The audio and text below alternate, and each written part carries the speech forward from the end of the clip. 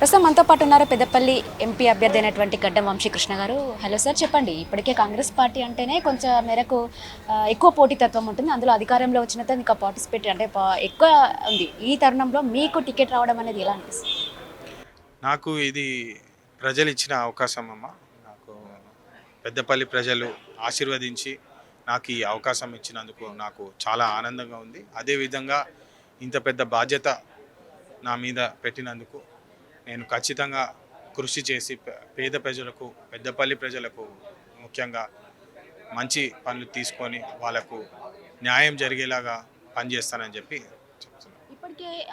ఇప్పటికే కుటుంబ పాలన కొనసాగుతుంది కాంగ్రెస్. దాన్ని కూడా పెద్ద ఎత్తున ప్రతిపక్షాలు విమర్శలు చేస్తున్నాయి. ముఖ్యంగా మీ ఫ్యామిలీకి సంబంధించి ఓకే, నాన్నగారు ఎమ్మెల్యే అయినప్పటికీ కూడా మళ్ళీ మీకే టికెట్ కేటాయించడం పట్ల మీరు ఎలా చూస్తారు? వాళ్ళ విమర్శలను ఎలా తిప్పికొడతారు? ఖచ్చితంగా అండి. ఇది కేవలం టీఆర్ఎస్ పార్టీ చేసే విమర్శలను యాక్చువల్లీ కొప్పులీశ్వర్ గారు చాలా సీనియర్ నాయకుడు. ఆయన ఇట్లాంటి విమర్శ చేయడం ఆశ్చర్యంగా ఉంది. ఎందుకంటే టీఆర్ఎస్ పార్టీనే కుటుంబ పాలన పార్టీ. మీ అందరికీ తెలిసిన విషయమే. కవిత గారికి బీఆర్ఎస్ పార్టీ నుంచి టికెట్ ఇచ్చి పోరాడినప్పుడు ఆమెని ఘోరంగా ఓడగొట్టినారు ప్రజలే. అయినా నా కూతురు పవర్లో ఉండాలని చెప్పి ఆమెకి నామినేటెడ్ పోస్టు ఇచ్చి మరీ ప్రజల మీద దౌర్జన్యం చేయడం జరిగింది. ఇది కేవలము టికెట్ అంటే ఒక అవకాశం. ప్రతి పార్టీ వాళ్ళ బెస్ట్ క్యాండిడేట్కి టికెట్ ఇస్తారు, గెలిచే క్యాండిడేట్కి టికెట్ ఇస్తారు. కొప్పులీశ్వర్ గారిని గత ఎలక్షన్లోనే ఘోరంగా ఓడగొట్టడం జరిగింది. ప్రజలు ఆయన చేసే అవినీతి కానివ్వండి, భూ కబ్జాలు కానివ్వండి, ఇతర దందాలు కానివ్వండి, అవన్నీ గమనించి మాకు ఇట్లాంటి నాయకుడు వద్దు, ప్రజల నాయకుడు, పనిచేసే నాయకుడు కావాలని చెప్పి కాంగ్రెస్ పార్టీని గెలిపించుకోవడం జరిగింది. మీ అందరు చూస్తున్నారు ప్రజాపాలన ఎట్లుంటుందని చెప్పి. టీఆర్ఎస్ పార్టీ వాళ్ళు కూడా ఆశ్చర్యంగా ఉన్నారు.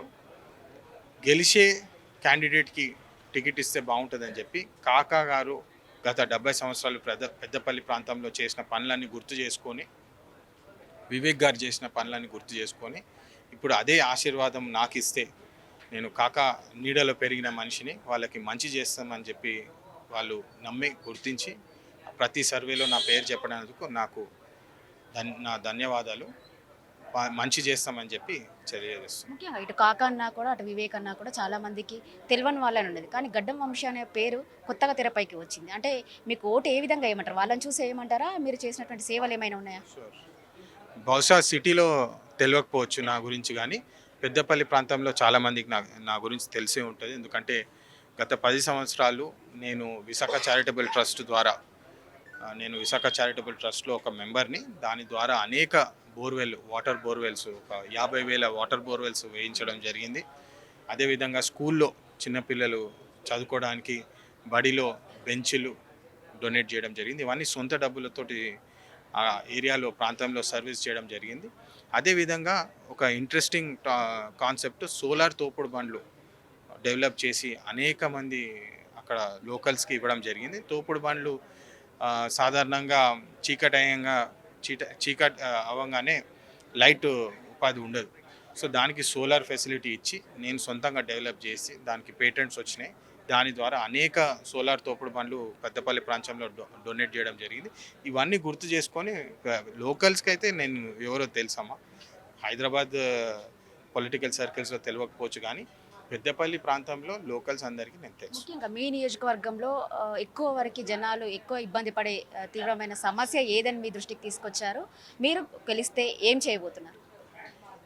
ఈ టీఆర్ఎస్ ప్రభుత్వంలో ఏదైతే అందరికీ ఇప్పుడు ఓపెన్ అయిన విషయం ఏంటంటే, కాళేశ్వరం ప్రాజెక్ట్ ఏదైతే 1,00,000 కోట్లు పెట్టి దాంట్లో ఒక్క నల్లకి నీళ్లు రాని పరిస్థితి ఈరోజు అయితే చూస్తున్నామో, ఫస్ట్ అండ్ ఫార్మోస్ట్ పెద్దపల్లి ప్రాంతంలో వాటర్ ఫెసిలిటీ మీద పనిచేయడము చాలా అవసరం. ఇప్పుడు మీరు ఏదైతే చూస్తున్నారో D60, D83, D84 కూడా ఇక్కడ చాలా కరువు నడుస్తుంది. ఆ విషయం మీద ఖచ్చితంగా పనిచేసి అక్కడ వాటర్ ఫెసిలిటీ ఇంప్రూవ్ చేయడము మీద పనిచేస్తాము. సెకండ్లీ, ఇంటీరియర్స్ వెళ్తే మీరు ఇప్పటికీ కూడా ఒక సరిగా రోడ్డు లేదు, ఒక ఇల్లు లేదు, అండ్ మహిళలకి బేసిక్ శానిటేషన్ టాయిలెట్స్ లేవు. నీళ్ళు కావాలంటే పక్క ఊరి నుంచి బకెట్లో తీసుకొని వస్తున్నారు, బిందెలో తీసుకొని వస్తున్నారు. అది పరిస్థితి. ఫస్ట్ అది తొలగించాలి. ఈ ప్రాంతం మొత్తము బేసిక్ నెసెసిటీస్ ఆఫ్ లైఫ్, రోటీ, కపడా, మకాన్ ఏదైతే అంటారో, ఫస్ట్ ఈ ప్రాంతంలో వాటరు, రోడ్సు, శానిటేషను అండ్ ఇల్లు 10 సంవత్సరాల క్రితం కాంగ్రెస్ హయాంలో వేసిన ఇల్లులే గుర్తు చేసుకొని బతుకుతున్నారు. ఫస్ట్ వీళ్ళందరికీ న్యాయం చేయాలి. అదేవిధంగా ఈ pension scheme and ration scheme ఇవి కూడా 2 కాకా గారి టైంలో కాంగ్రెస్ ప్రభుత్వం హయాంలో జరిగిన విషయాలు. ఇవన్నీ మళ్ళీ మంచిగా ప్రజలకు అందేటట్టు చేసి మోస్ట్ ఇంపార్టెంట్లీ జాబ్స్. తెలంగాణ వస్తే 1500 మంది ప్రాణ బలిదానాలు చేసుకొని తెలంగాణ తెచ్చుకున్న సమయం మనం అందరికీ తెలుసు. కానీ ఇప్పుడు చూస్తే 10 సంవత్సరాల తర్వాత బీకామ్లో ఎంబీఏలు చదువుకొని అందరూ ఆటోలు నడుపుకుంటూ కూర్చుంటున్నారు. అది మన పరిస్థితి. ఫస్ట్ అండ్ ఫార్మోస్ట్ దాని మీద పనిచేసి యువతకు జాబ్స్ వచ్చేలాగా కృషి చేసి వాళ్ళ లివింగ్ స్టాండర్డ్స్ పెంచేటట్టు కృషి చేస్తాను. ముఖ్యంగా మీ పెద్దపల్లి ప్రజలను మీరు ఏం మెసేజ్ ఇవ్వదలుచుకున్నారు, వాళ్ళ నుంచి మీరు ఏం ఎక్స్పెక్ట్ చేస్తున్నారు, ఎంత మెజారిటీతో గెలవబోతున్నారు?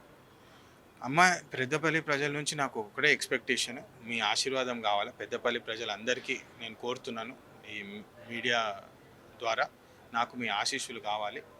కాకా గారిని గుర్తు చేసుకొని, కాకా గారు మంచి పనులు చేసింది, వివేక్ గారు కానివ్వండి, గత 10 సంవత్సరాల్లో నాకు ఇచ్చిన అవకాశం, సొంతంగా విశాఖ చారిటబుల్ ట్రస్ట్ ద్వారా చేసే అవకాశం ఇచ్చినందుకు ఇప్పుడు ఈ ఎంపీ ఎలక్షన్స్లో అభ్యర్థిగా మీ ముందుకు వస్తున్నాను. నాకు కానీ అవకాశం ఇస్తే మీ అందరికీ తెలుసు, టీఆర్ఎస్ పార్టీ నాయకుల్లాగా తినేవాళ్ళం కాదు, మేము పనిచేసే వాళ్ళం అని చెప్పి మళ్ళీ తెలియజేస్తున్నాం. Thank you.